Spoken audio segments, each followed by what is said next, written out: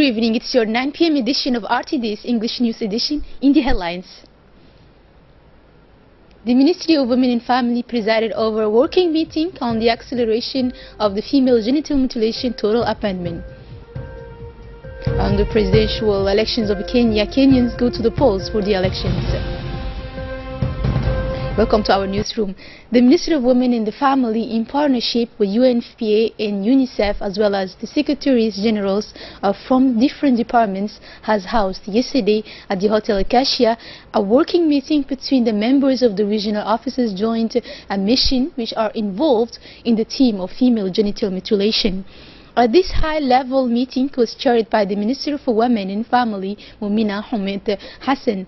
The objective fits in the framework of the national program for the total amendment of all forms of mutilations.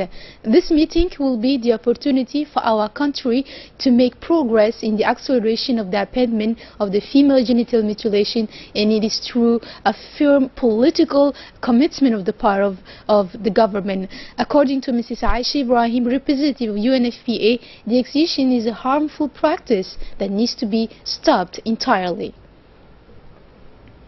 And as for the Minister of Women and Family, Mrs. Mumina Ahmed Hassan has recalled that the questions and thematics of the female genital mutilation is a priority of the government, and that they will work on and as well as make progress in the acceleration of the amendment of the female genital mutilation. A validation workshop was organized in collaboration with the Hydraulic Steering Rural USAID and UNICEF this morning in the framework of the National Strategy for the Participatory Management of Water Points in Rural Areas. Access to drinking water is universal, recognized, and it is a right for all in rural or in urban areas. The government has made a commitment to the realization of this right, which is not only challenged by the effects of climate change, but also by the challenges related to the management of water points, thus increasing the costs linked to the provision of water supply. This strategy will not fail to accelerate the efforts for continuous access of water, improving as well as affordable to users, including the vulnerable groups and the most disadvantaged. This workshop has seen the participation of several experts and engineers and technicians in the Department of Agriculture, NGOs and national and international officials, as well as advisors in the region of the interior. It has been chaired by the coordinator of UNICEF, Mrs. Alexandra Elmer, and the director of the Rural Hydraulic, Mrs. Suad Suleiman Ahmed. The director of the Rural Hydraulic, Mrs. Suad Suleiman Ahmed, has indicated in its intervention that this strategy revolves around the improvement of the governance of hydraulic works by redirecting the management committees to associations of users of water, the establishment of a paying service of the water to contribute to the costs, the service as well as the maintenance of drinking water systems with pumping, and the effectiveness in the proximity in the repair and maintenance of the works of water, which calls for partnership with private providers or local artisans. To the rest of the news, in the framework of the program for the promotion and protection of human rights, the Committee of Community Management of the neighborhood Arhiba has organized yesterday afternoon a ceremony to raise awareness on the right of the child. This ceremony is organized in close collaboration with the National Union of Djiboutian Women UNFD and UNICEF, which was initiated to assert the young people their rights as to obtain the national identity card or the refusal of accession for young girls, or even the fight against drugs. And a similar ceremony was organized yesterday as well by the Committee of Community Management of the Neighborhood 6. This ceremony has for objective to make known to the young people their rights. They are subjects of multiple drafts, national and international, of which the most important is the Convention on the Rights of the Child, adopted by the General Assembly of the United Nations. And among these rights figures the possession of an identity card, the refusal of female genital mutilation for young girls, or even the fight against drugs. And the ceremony was chaired by the coordinator of the Management Committee for Community, who has indicated that this kind of awareness are regularly organized to improve the rights of the child. The program for the promotion and protection of human rights is still continuing in the different neighborhoods of the capital. The Committee of Community Management of the Neighborhood 5 has also organized yesterday afternoon a ceremony to raise awareness on the rights of the child. This ceremony was held at the Community Center of the Neighborhood 5 and has been organized in close collaboration with the National Union of Djiboutian Women UNIFTY and UNICEF. During this ceremony, the coordinator of the committee has traced all the activities related to the protection of the children's rights organized by the committee and indicated that it is essential to respect the right of the children.